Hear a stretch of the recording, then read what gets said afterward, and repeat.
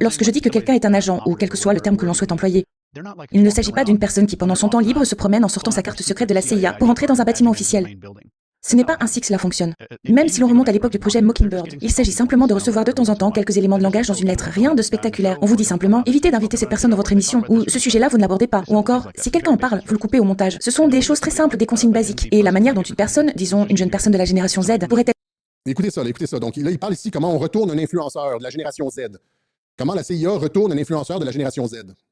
recruté pourrait se dérouler ainsi. Prenons votre exemple. Quelqu'un vous aborde dans un restaurant, un bar, peu importe, et vous dit « J'adore votre podcast, vraiment ». Puis au bout d'un moment, « Mais j'ai une question sérieuse à vous poser. Êtes-vous patriote? Vous considérez-vous comme patriote ?» À cet instant, on vous ancre dans une identité. Vous voyez? Ensuite, on enchaîne. « J'ai une proposition à vous faire. Mais avant de vous montrer quoi que ce soit, dites-moi simplement oui ou non. Seriez-vous prêt à l'envisager, à regarder ce que j'ai à vous proposer? Cela pourrait être inconfortable. Seriez-vous prêt à le voir? » Vous répondez oui. Première étape, on vous montre tout. Votre historique de navigation, des captures issues de vos webcams, sur votre téléphone comme sur votre ordinateur, dans les situations les plus compromettantes imaginables. Tout ce que vous avez pu faire de pire, enregistré d'une manière ou d'une autre. Et là, on vous dit, j'aime votre podcast, vous faites un excellent travail.